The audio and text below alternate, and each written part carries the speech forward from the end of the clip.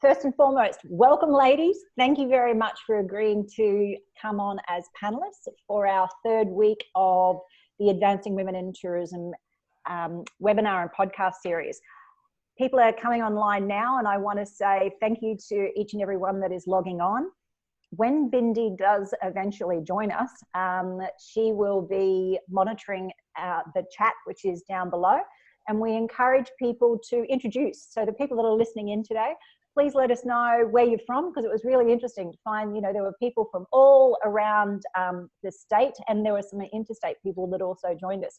So please, to the people that are joining us today, please let us know where you're from.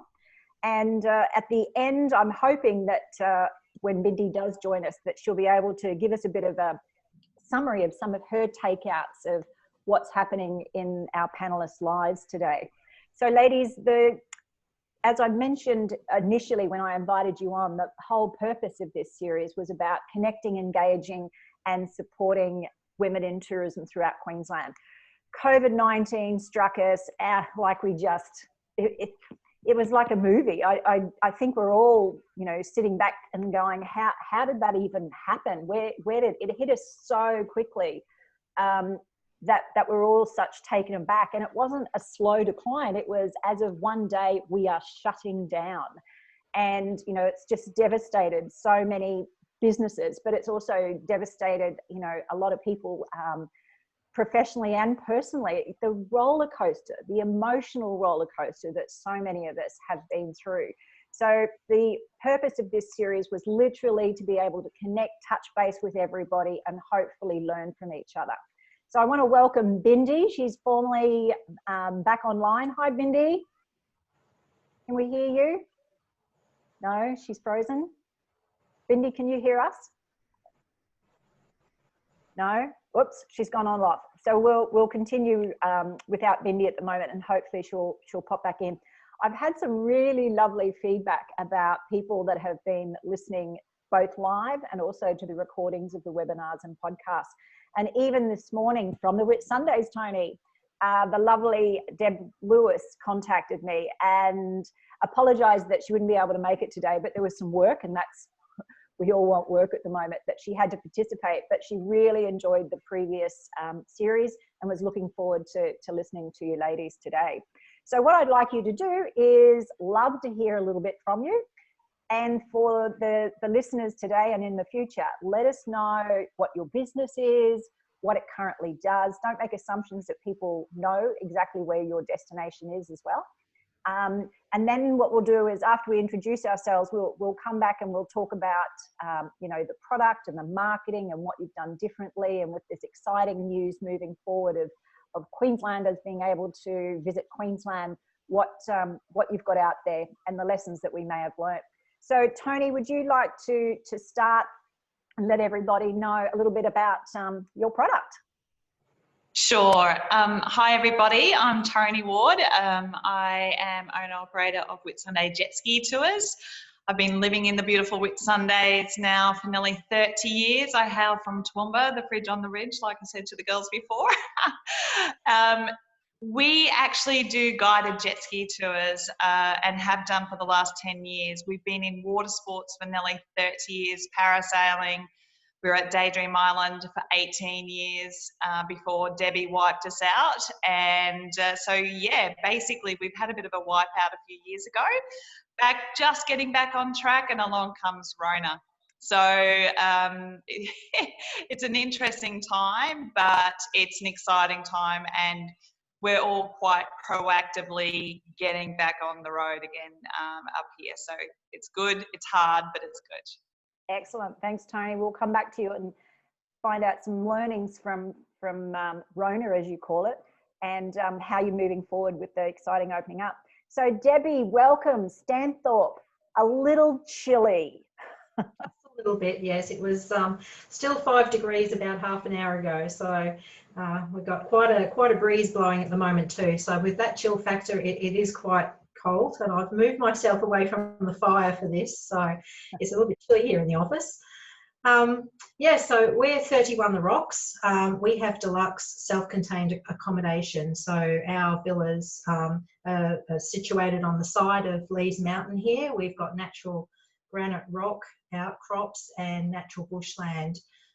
So all of the villas are fairly private, and they all have their own little veranda. Mostly they look out to the west, so there's beautiful sunset views from here right out across the valley. We look directly out to Texas. So we're very close to the New South Wales border, which has been causing a few issues for many people here because we straddle a lot of things here, straddle the border. It's almost invisible ordinarily. But yeah, so that's what we do. We've been closed for some time now because of this coronavirus, and we've been heavily impacted since 2019, February. We had the first lot of bushfires come through our national parks. We've got 4 national parks very close to us, which is what most of our guests come for, that and the wineries. But yeah, so that sort of reduced our numbers quite considerably. And we're in drought. We're still in drought. We're still quite impacted by that and having our water trucked in every day.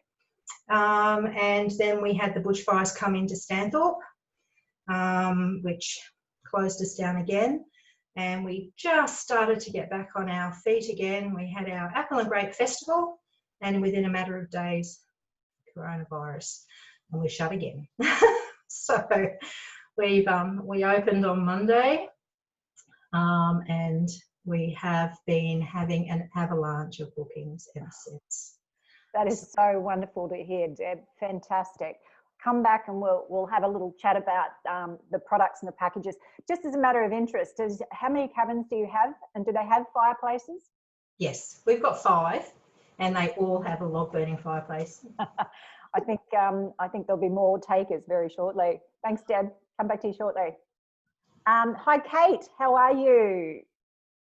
Welcome. Hi, Kayleen.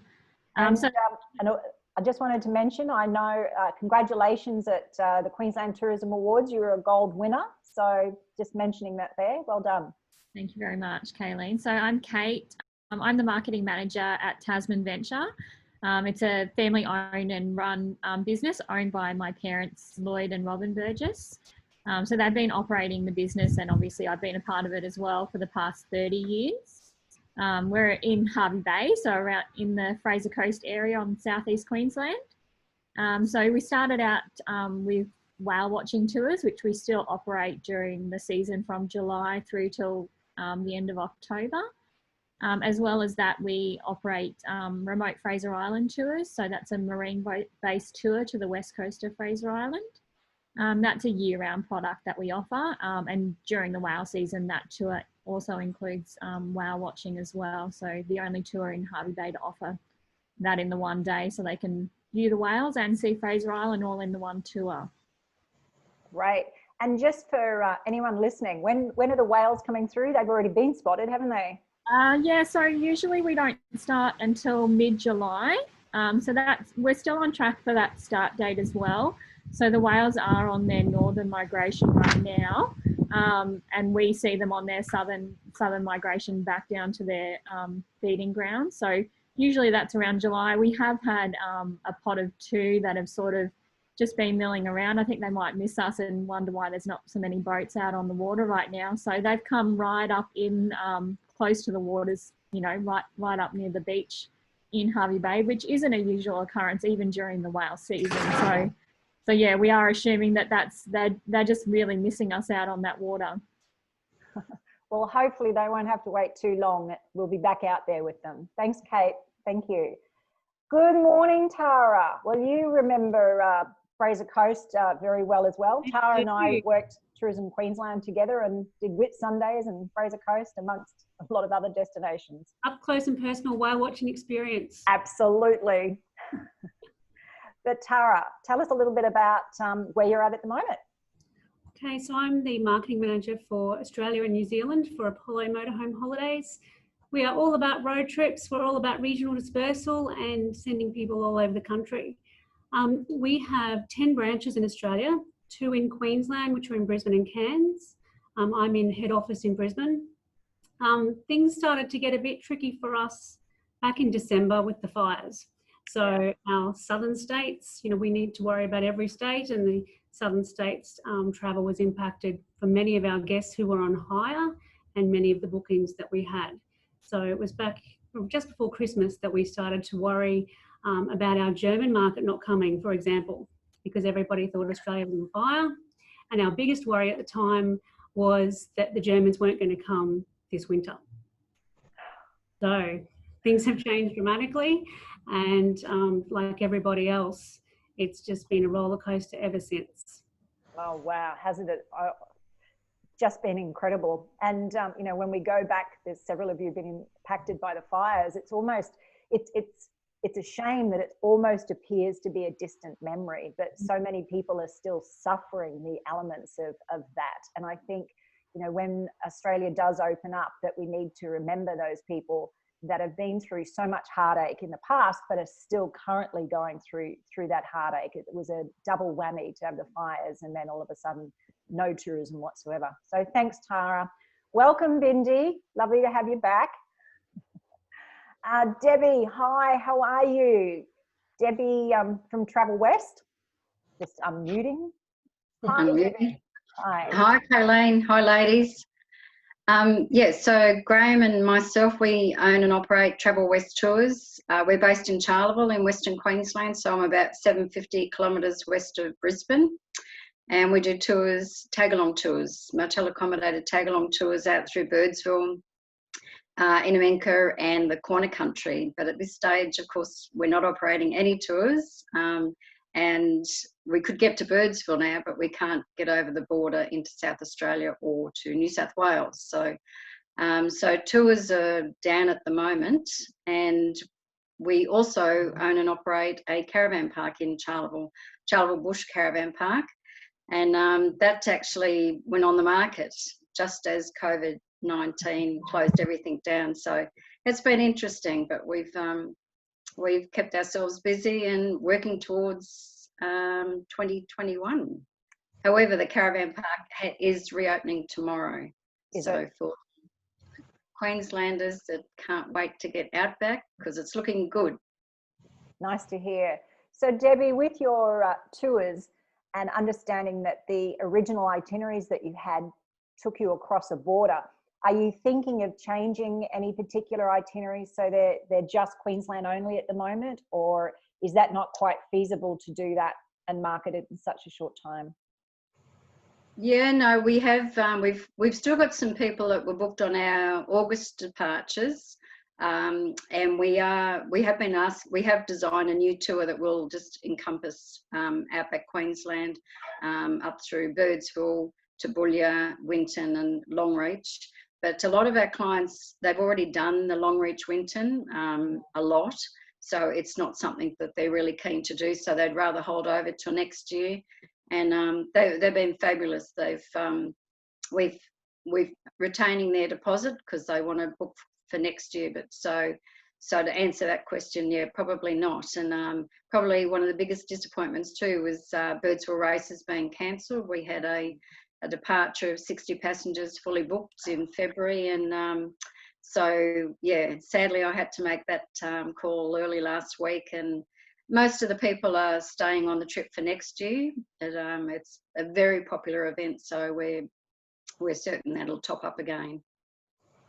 Oh, well, what a shame that, I mean, because a lot of us work off previous clients. You know, we have loyal clients that have come and you've got a great database, but when they've already, you know, done one of your signature products, it makes it very difficult. But hopefully there will be some new clientele, particularly with the opening up and the intrigue of the Outback at the moment, having a look at exactly a product like yours, because not everybody wants to do it by themselves. They like to have a little bit of expertise. And I think the road travel, I know I am really keen to jump in my car and start heading north and stopping into all of these locations as I go and visit family up in North Queensland. So back to you, Tara, with the opening up. Thanks, Deb. With the opening up of Queensland, what's happening from a product point of view from yourself? We're very excited to be on the road again. We have actually had the branches open the whole time, just on reduced hours. Right. So yeah, we've lost some staff, we've reduced some hours. We're slowly getting that back on. The main thing for us has been working with tourism bodies and the caravan industry. They've been amazing, particularly TA and the CIAA, just to work together to lobby for travel restrictions to be lifted. We can obviously help with interstate travel in each state. We can then wait for interstate. But now it's all about content, and it's about trying to encourage people to travel throughout Queensland and stay as long as they can and go to as many regions as they can. So from a marketing point of view, Tara, is there anything different that you've had to do? I noticed that you produced a new video just recently. Yeah, we have. We're actually Apollo manufactures and retails and rents. So we have basically put all of our businesses together to say that we're on the road again. We're still manufacturing. Our sales dealerships are still open. We manufacture motorhomes and caravans, and the rental outlets are all open as well. So we've really just tried to pool our resources and get that message out as far as we can. We have a special out at the moment that's 15% off travel to all vehicles, all locations, just trying to have something out there as a little bit of a teaser. Just trying to get people out and about again. And the good thing for us is, you know, you would have all seen there's so much interest right now in camping, and people have been camping in their backyards. Now, it's a really good opportunity for us to capitalise on that. Not everyone wants to put up a tent. And you can also combine a road trip holiday in a motorhome with accommodation. So we're certainly not saying don't stay anywhere else. You can combine the two, and you can stay in caravan parks and campgrounds. So, you know, there's a lot of people we can work with to get people travelling and having that awesome experience in Queensland. Great. Thanks, Tara. And hopefully people will do exactly that. I can see for the foreseeable future, you know, knowing that the international borders aren't necessarily going to open immediately, that there will be a lot of people looking at having their, you know, their own accommodation as they're driving around. So I think motorhomes are going to be very popular. It's also that isolation. You can, you know, be with your family in that unit and really sort of control your environment and go to uncrowded areas as well. So we are lucky in that sense. Yeah, terrific. Deb, if I can just come back to you, you know, you're a smaller business. I'm assuming family-run business. You've got 6 of those cabins. How did the original COVID, you know, what sort of lessons did you learn that maybe in hindsight you would have done differently from a small business perspective? That's a difficult question. There's just my husband and myself. And I think we already were on a bit of a downward spiral before COVID-19 anyway, because of the impacts of the other disasters that had hit here. So I think in the lead up to being shut down with this recent thing, I don't think we could have really done anything different. It was unforeseen. I know we took a lot of learnings from the bushfires and how we manage things here, because we had not been in that environment before, and that was really a big learning curve, particularly when you've got guests here and we're in a bushfire zone. So, but with COVID-19, I don't think that we could really have changed anything. We don't have to change a lot of things as far as the new regulations with cleaning and bookings and the information that you have to ask. We already were doing all of that. So there's not been any, in hindsight, really, there's nothing much we could have done different. And you've said that the phone has been ringing, which is wonderful to hear. Have you generated any of that from social media or any marketing, or has that come from clients that had already stayed with you? Well, I'd like to think it's from some social media and marketing that way. That is, and I'm in awe of you ladies, that is the one thing I cannot do. I don't like it. I don't do it well. You know, a little bit of Facebook and a little bit of Instagram is about my limit. We have the local tourism organisation here, GBWT, Granite Belt Wine and Tourism. We employ marketers, so they do a lot of Granite Belt region marketing for us, which has been good. But we have probably about 45% of our guests are return visitors. Nice. Yeah, this phone's ringing off the hook have been mainly return guests, but yeah, there are a lot. And our Facebook posts we've got like thousands of people have been seeing them, which really surprises me. It's like we've got 5 little villas and thousands of people looking at us. I don't know how you guys do this marketing stuff. It's awesome. Well done. And I'm hoping that the weather, you know, when it starts to get cold down here, we actually look for more cold so we can go to beautiful places like you and have a little bit of downtime, but have that beautiful coziness with the fire, and it's got a bit of a sense of romance about it. So it's great to hear, Jeb. And I'd like to welcome Sarah's just popped on. So Sarah Colgate from Aquaduck on the Gold Coast. Hi Sarah, do you want to unmute yourself? Hi, Kayleen. Hi. We had a little bit of a technical glitch earlier on, but it's Vinny's been able to rectify that, so I sincerely appreciate it. So welcome. First of all, the ladies have already had an opportunity to introduce themselves. So why don't you introduce yourself and your product first of all? So I'm Sarah Colgate. I'm the Managing Director of Aquaduck Gold Coast in Airlie Beach. And exactly what is Aquaduck? So Aquaduck is on the Gold Coast. We're a 1-hour city and river cruise. We have 3 amphibious vehicles that fit 30 packs each, and we have 1 vehicle that is actually in Airlie Beach as well. Fantastic. And I believe that you've had an interesting morning. Do you want to share with us what you were doing there? Yeah, we've had a very interesting morning. Last week, a lot of the operators here on the Gold Coast, we all got together and had a bit of a chat. We'd all been doing a little bit of media here and there, but nobody had been doing anything major. So we decided today that we needed to do a protest. And so we did a protest, and we had some people join us in Cairns as well. So the protest was, we had about 35 vehicles, and it was about having an open date for the border.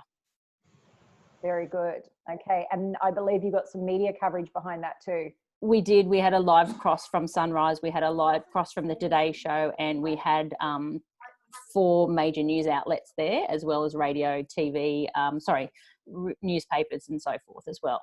So it was a big turnout, and we just wanted a clear message that we need the borders open in order for businesses to get back on track. Yeah. Oh, well, good for you, and good for standing up for the industry. I was having a chat to Toni earlier in the respect that, you know, there's a lot of, particularly in the media at the moment, newspapers, the sudden opening. It's like, okay, yes, I said we would review it. Now it's open tomorrow. And a lot of restaurants in particular are like, we can't open a restaurant tomorrow. You know, we have to have staff. We have to order food. You know, we've got to have wine. There's so many different suppliers that are involved in opening up. So Sarah, I totally understand it's trying to have that future date so we can all absolutely towards it. Yeah. Yeah. We just don't want everything to be sprung on us like it was on Sunday afternoon. Yeah. Yeah. So thanks, Sarah. I'll come back and have a chat. So Toni, we talked about the fact that, you know, COVID hit us so unexpectedly, and as a family-run business, and it's wonderful.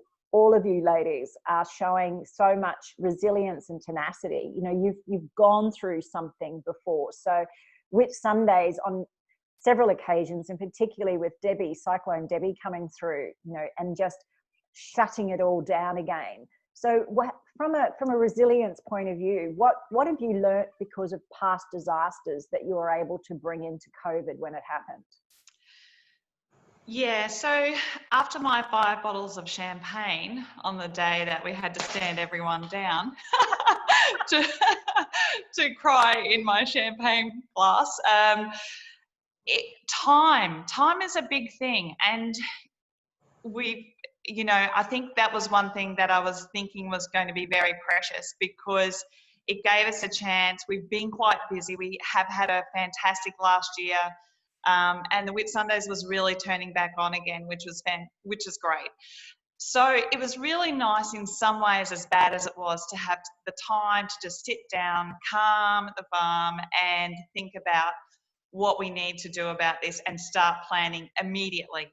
And we did. We actioned everything straight away, as fast as we could, as hard as it was to do, because to know that we were going to come out the other side, know that it was a really different scene that we're going to see coming out.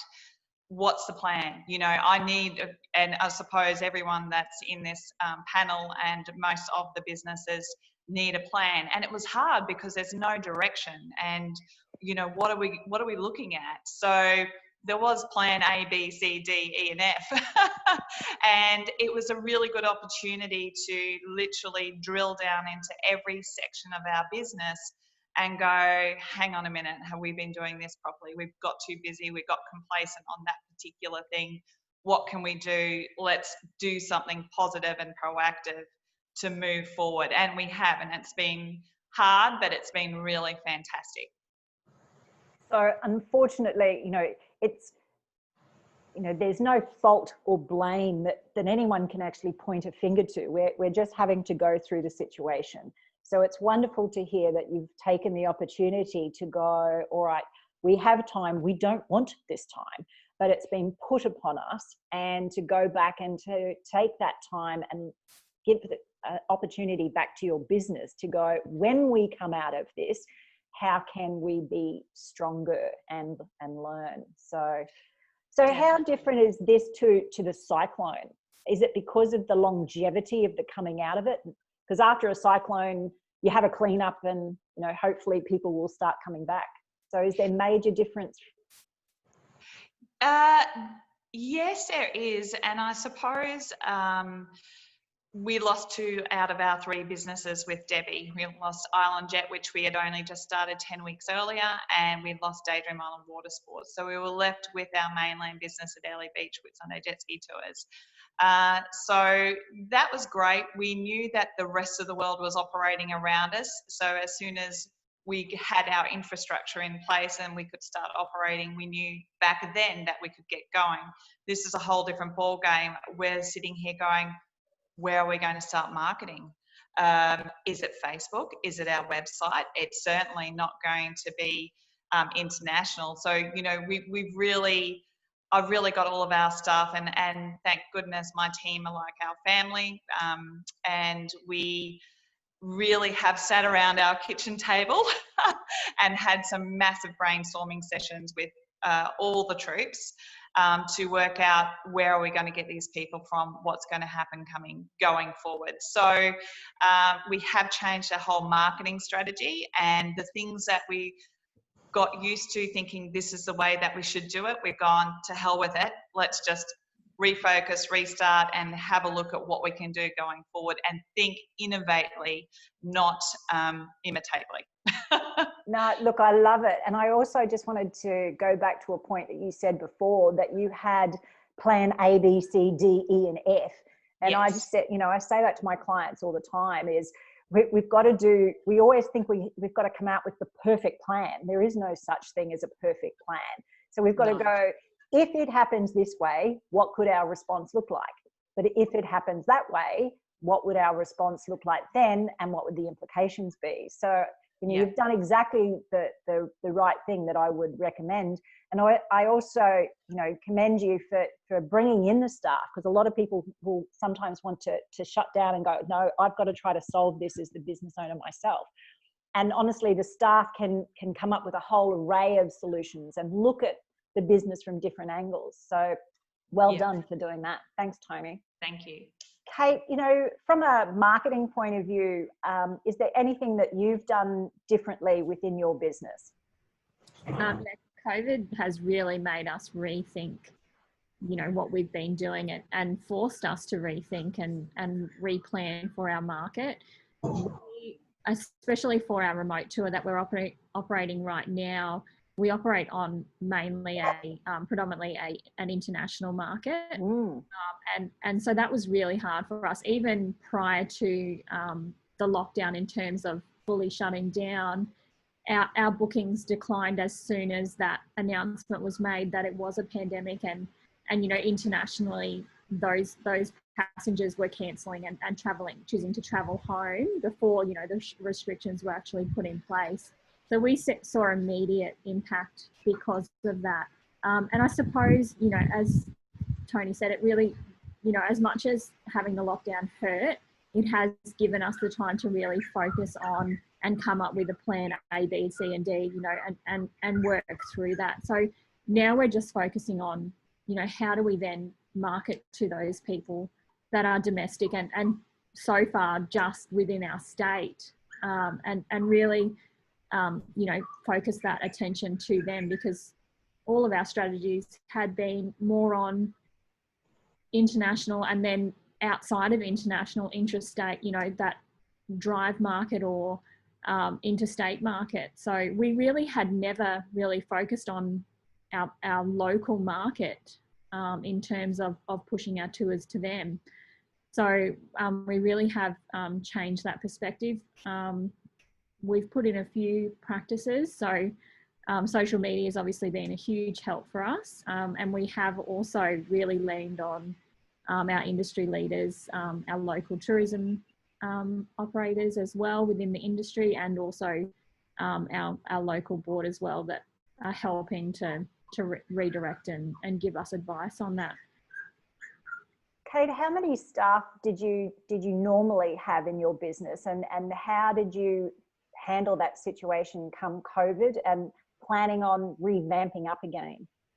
Yeah, so prior to shutting down, we had 13 staff.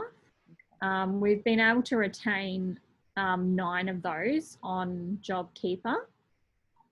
So they're still operating on a smaller scale. And then hope, you know, at this stage, we're really not sure, because of the restrictions that are put on us, we have had to reduce our capacity on the tour. So that's going to impact, you know, how many staff we will be able to utilise throughout the season. But hopefully if those restrictions lift, we'll probably be able to re-employ those people that we have had to put off.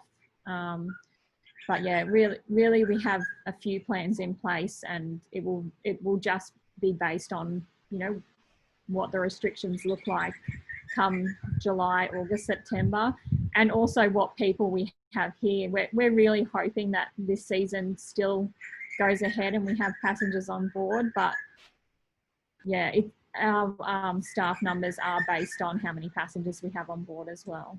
So it still is very much a bit of a wait and see at the moment.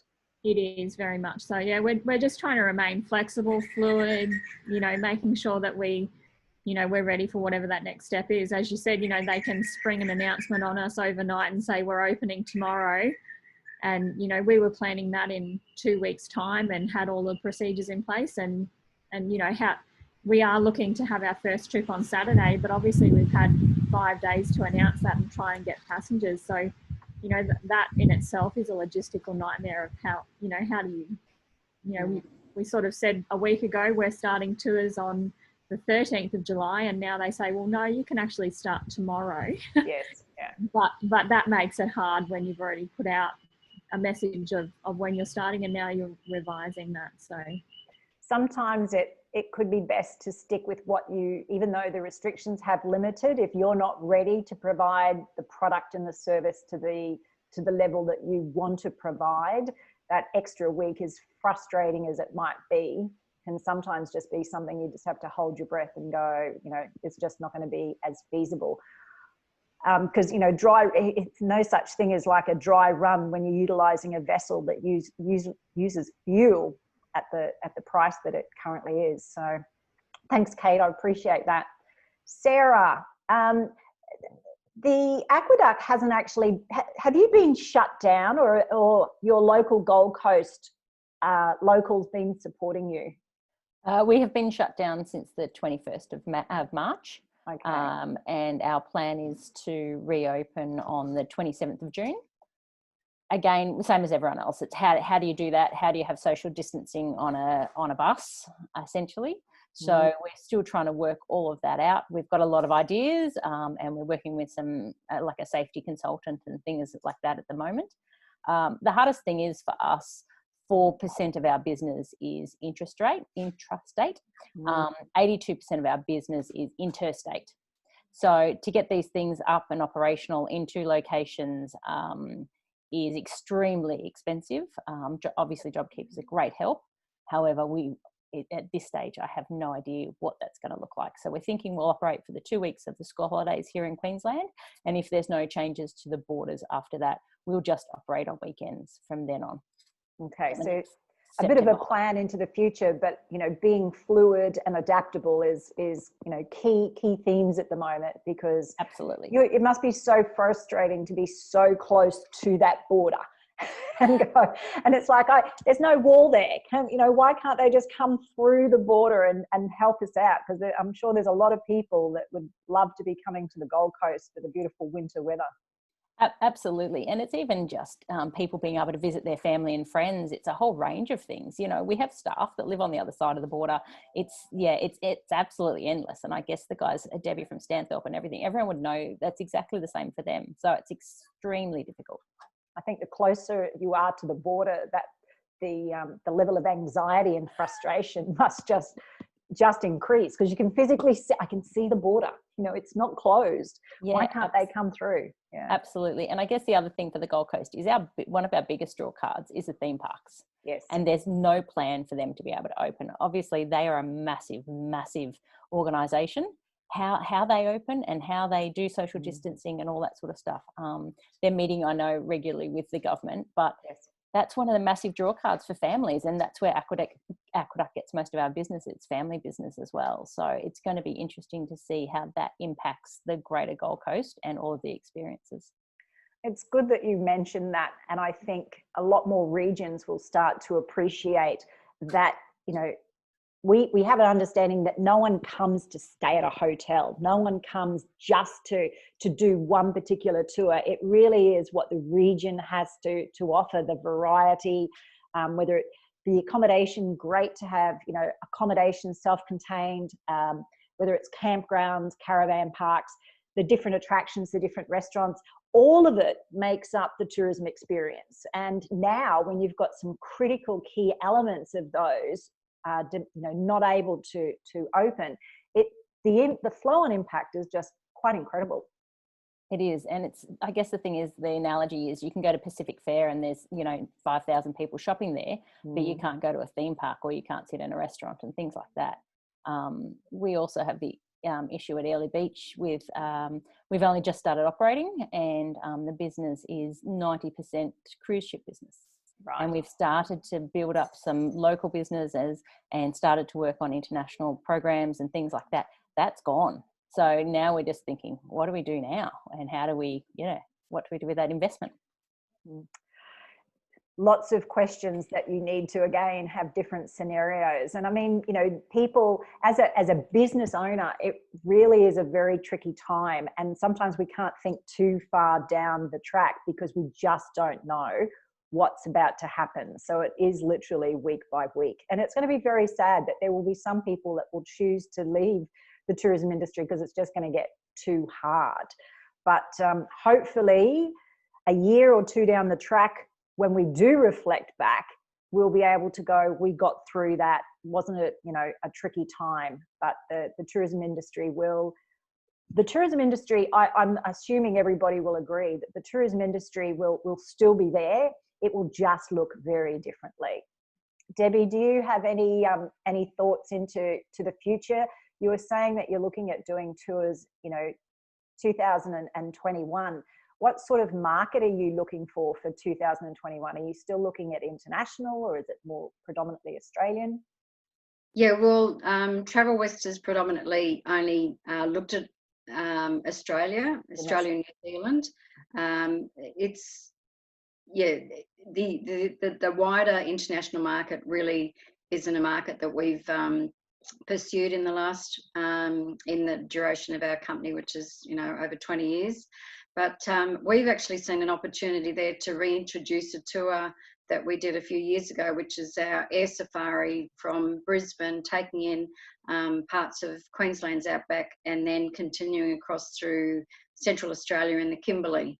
And we're going to be operating them next year. And we've actually, because we have a very short window of opportunity in the Outback for our tours, say from March till October, or really it's got shorter because the summers seem to extend now.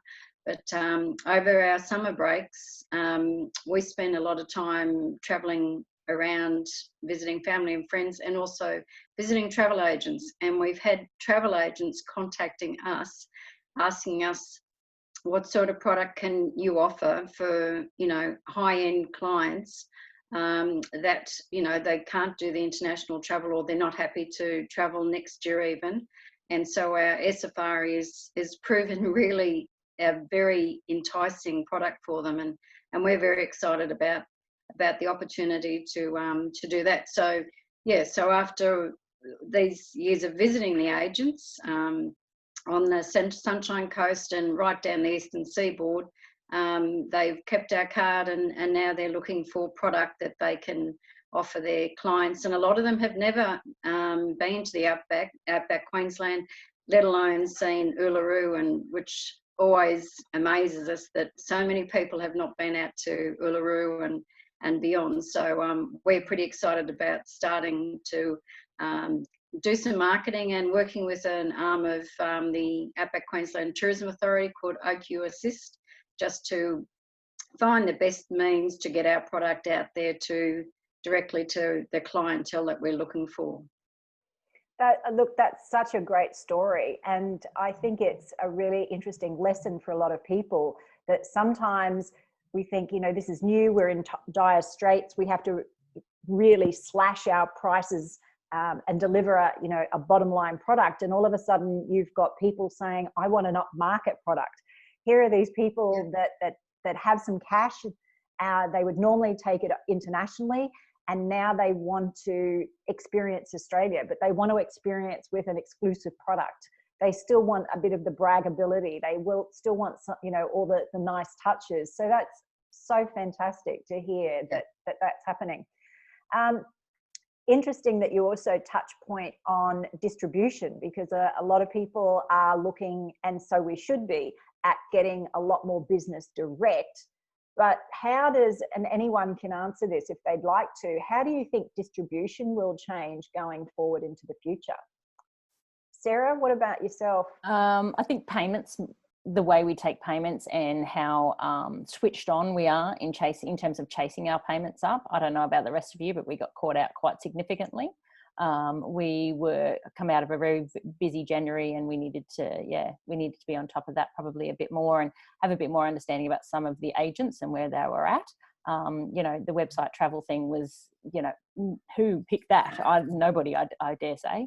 So that side of things, people will go harder online. People will go harder on their websites, they'll go harder on Google, they'll go harder on social media, and they'll move a little bit further away. Every time you get burnt and someone doesn't pay a bill, you move a little bit further away from the industry as a whole. So I think that's going to change the way people perceive that, which is unfortunate, because the ITOs have done such a good job promoting our country and promoting our experiences. But yeah, when you're losing money because of, someone not paying their bill, then that's going to impact. Oh, it's very scary, and unfortunately that has really hit the industry very hard. Having it's wonderful, and you're quite correct. The ITOs, the inbound tour operators and key wholesalers have done some wonderful things to market our destinations and our individual products nationally and internationally. But when something happens like this, I think you picked up on a really good couple of points. One, as a business owner, being a little bit more on top of those payments and saying, 30 days, if it's 30 days, where is the money? And we often go, oh, we've got a great relationship, but business is business. We need to look after our business a little bit closer. And it'll be interesting, and I still believe that we need to have more discussion in regard to third party. How can we protect, how can we make sure that those third parties aren't spending your money? They get the money from the client, you give the client the experience, but you haven't got the cash yet, and they're spending it in a whole array of different ways. And 20 years ago that was illegal. We had to work through trust accounts, so money went into a trust account and it couldn't be used. You could only use the profit of the money that you took, not someone else's money. And I would certainly love more discussion with the industry and industry associations to see how we can protect more people from third parties. Yes. Toni, do you have any comment on that? Because I think you probably got hit too, didn't you? Yes, we did. Yeah, website travel was another 5 bottles worth of champagne as well to get over that one. The liquor industry is doing really well in the Whitsundays. Exactly.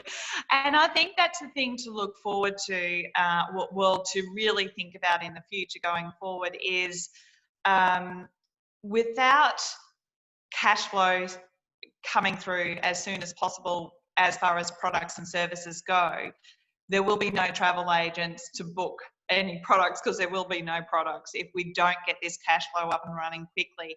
So I am still quite daunted with, you know, who, as far, I mean, if you've seen the main street of Ellie Beach, we have every second shop's a travel agent, and they are fantastic. They've also been burnt as well.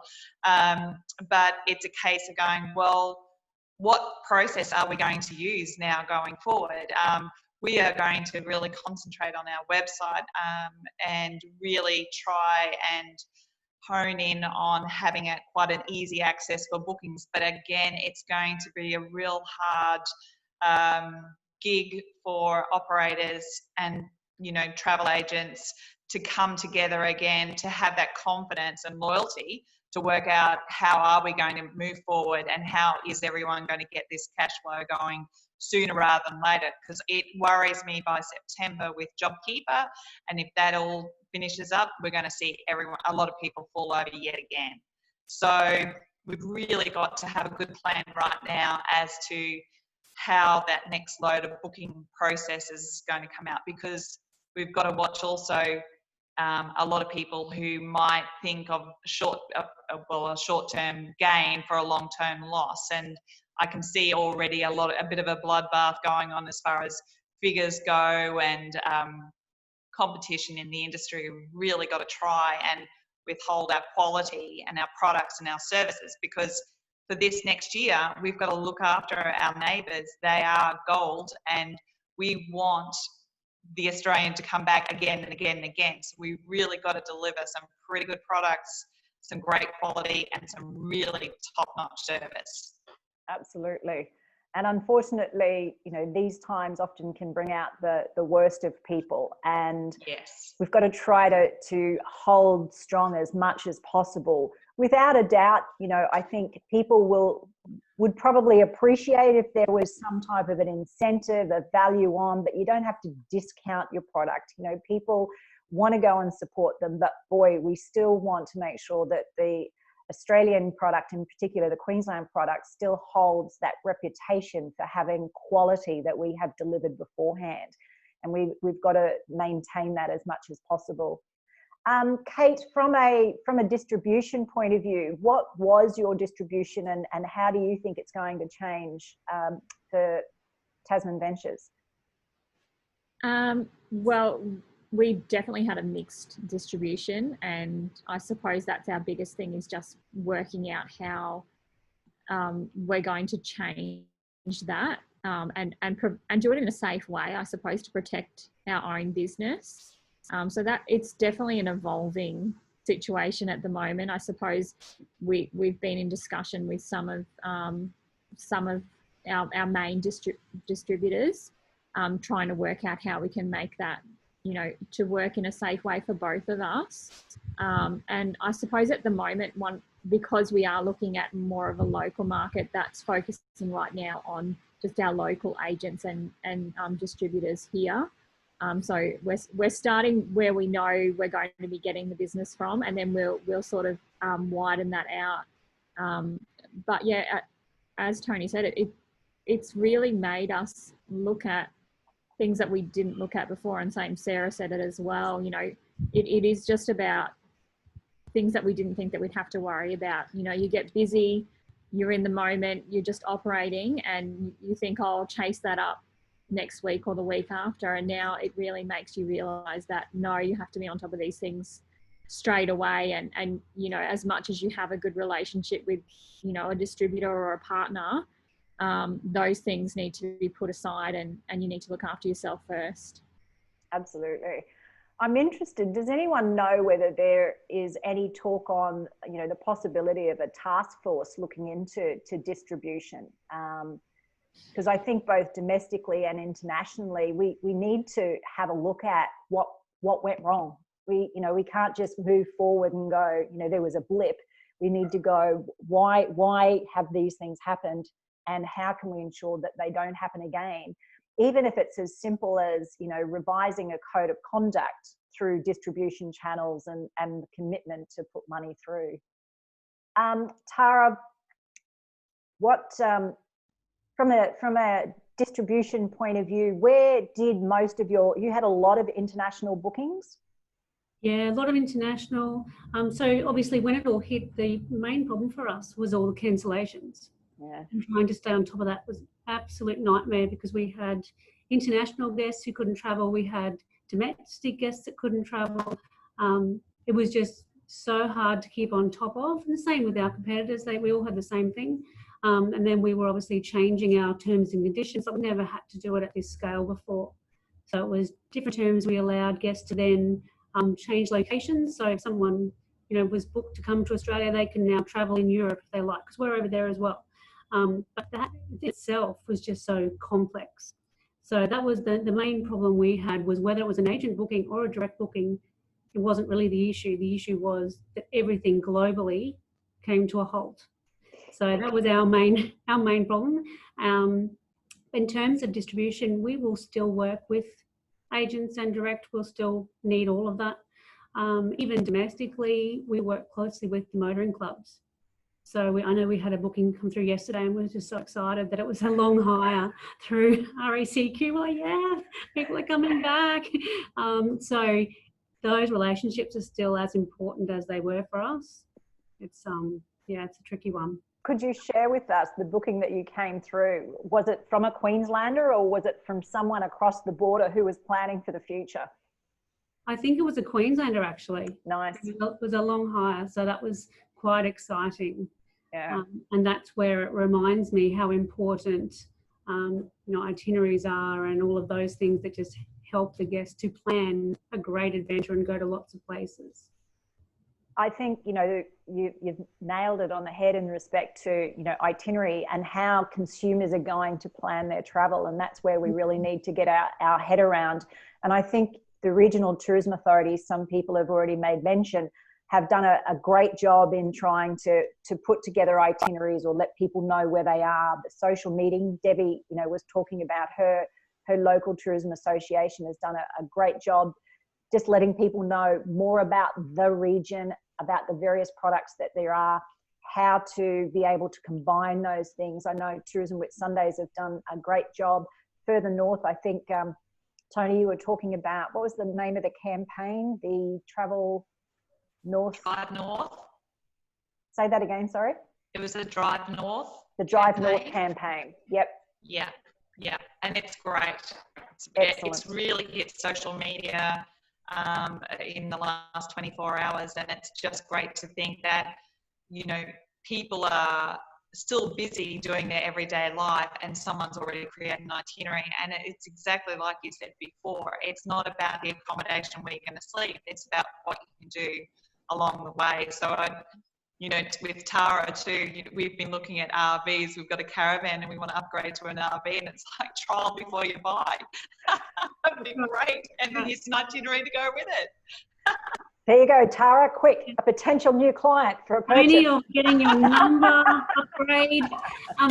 What we find tricky, I actually find, and I'm ex-Tourism Queensland, so I'm very patriotic. I'm all about Queensland, but I actually find, to be honest, I find it hard with our product. We kind of fall through a bit of a gap because we're perceived as this enigma, I suppose. We're not purely accommodation. We're not purely a tour. We're sort of higher. We kind of fall through. And as far as working with one RTO, well, that's not my life. I'm basically begging the states to push drive holidays and push more than just having a holiday in a car. So the other thing for us is I'm extremely grateful to TA that they are focusing on domestic. And I think, they're looking at whether it's holiday here this year or whatever the next initiative is. I actually thought that was fantastic, because we could all jump on that as well as supporting our states and our regions, was just to have that unified voice. So I'm really encouraged by that. That won't last forever. They won't stay in domestic. So that's when I hope what we learn out of this is that the states have an opportunity to get back to working together, because I think 15 years ago they did it a hell of a lot better than they do now. I actually think at the moment, until this hit, each state had its own invisible border, and that's what they cared about. And we need better. We need interstate travellers to come from everywhere and travel all over the place, and they don't care about the borders that we enforce. So I do hope we all learn from that. Absolutely. And as I mentioned before, Tara and I used to work at Tourism Queensland, and one of the frustrating things is this sense of border. You know, we have 13 regions. Oh, but you're in that region, you're not in our region. Whereby when the consumer or the customer is getting in the car or a plane, they're not going, oh, we just flew over 5 different regions to get to another destination. They're, you know, Australia is Australia. So really good point there, Tara. Talking about Tourism Queensland, Bindi also was a XTQ girl.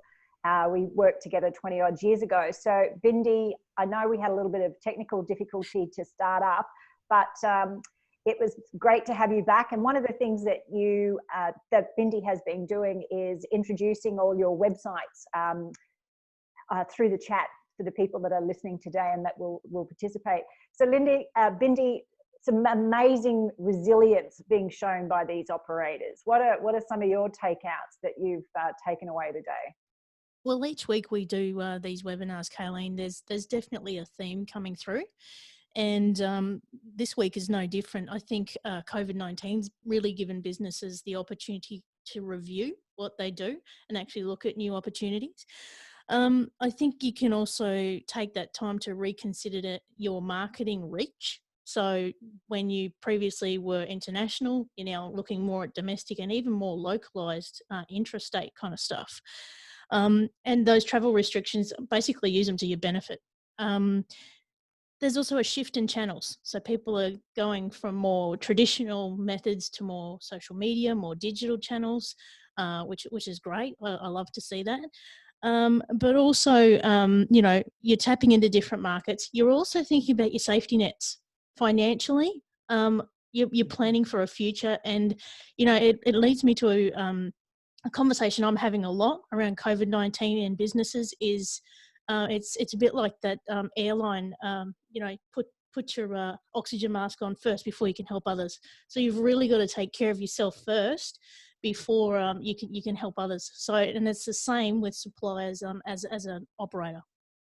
Absolutely. I think we're all going to be looking at we're always looking at our bottom line, but looking at, you know, where money is coming from, when it's coming through. I think we're all going to be working a lot closer with our bookkeepers and our accountants to make sure we're on top of that.